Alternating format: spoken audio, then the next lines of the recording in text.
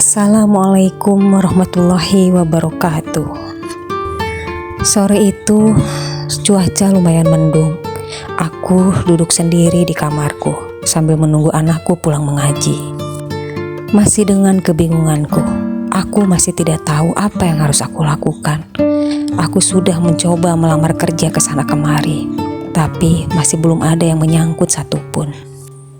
Sampai pada suatu hari adikku berbicara padaku kalau ada lowongan di salah satu konsultan pajak.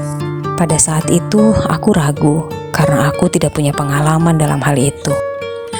Dulu pada saat gadis, aku bekerja di sebuah pabrik besar yang ada di kotaku, tapi hanya sebagai operator. Jadi aku lumayan gaptek sama komputer. Tapi bagaimanapun aku harus bekerja. Akhirnya aku mencoba melamar ke konsultan pajak tersebut.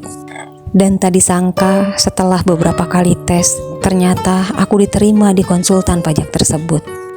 Tempatnya lumayan jauh dari tempat tinggalku, tapi bagiku itu bukan masalah.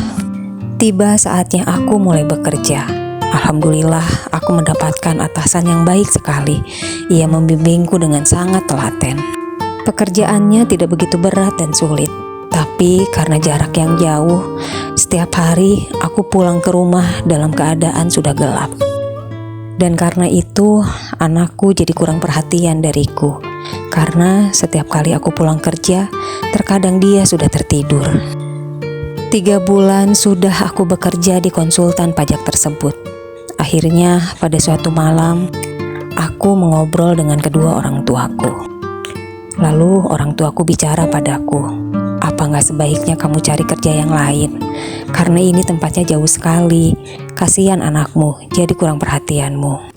Aku pun berpikir, iya, mungkin sebaiknya memang seperti itu. Aku mencari pekerjaan yang lebih dekat. Akhirnya aku resign dari tempat konsultan pajak tersebut. Dengan berat hati, aku berpamitan dengan atasan-atasanku yang semuanya baik hati. Beberapa bulan kemudian, aku ditawari pekerjaan oleh kantor tempat almarhum suamiku dulu bekerja. Tanpa pikir panjang, aku pun langsung menerimanya.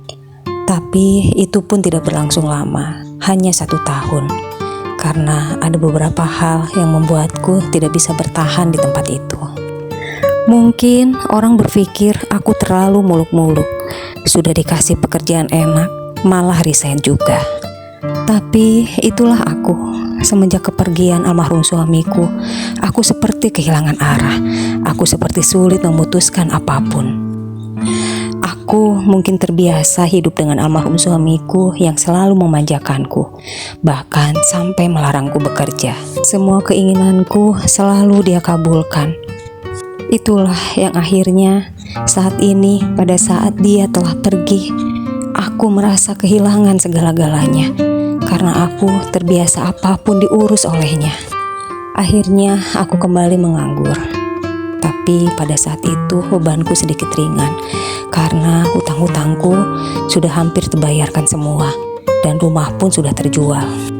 Semenjak rumah terjual, hubunganku dengan keluarga almarhum suamiku sedikit merenggang. Karena mereka berpikir rumah itu adalah milik anakku dan kenapa harus dijual. Walaupun aku menjelaskan, aku rasa percuma karena mereka tidak akan mengerti kalau semuanya ini aku lakukan atas dasar amanat dari suamiku juga. Dan setidaknya setelah rumah itu terjual, bebanku berangsur berkurang. Aku sudah tidak harus memikirkan hutang yang menumpuk. Saat itu aku tidak begitu memikirkan hubunganku yang merenggang dengan keluarga almarhum suamiku. Karena di detik-detik terakhir saat suamiku masih ada, hubungan kami memang kurang baik. Karena ada beberapa masalah yang menimpa almarhum suamiku dan ibunya. Tapi aku tidak mau mengungkit itu. Yang pasti sekarang, aku harus berjuang. Aku harus bisa lebih kuat lagi untuk bisa membesarkan satu-satunya buah hati kami. Aku pun mencoba berjualan peyek yang aku tawarkan ke teman-temanku dan tetangga-tetanggaku. Ya, hasilnya memang kecil, tapi lumayanlah bisa untuk bekal anakku sekolah. Yang pasti, aku tidak mau menyusahkan kedua orang tuaku. Walaupun hasilnya kecil, aku ingin membesarkan anakku dengan tanganku sendiri, dengan biaya dari hasil keringatku sendiri.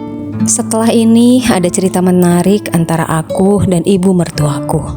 Jika kalian penasaran ceritanya apa, kalian like dan subscribe channelku ini. Wassalamualaikum warahmatullahi wabarakatuh.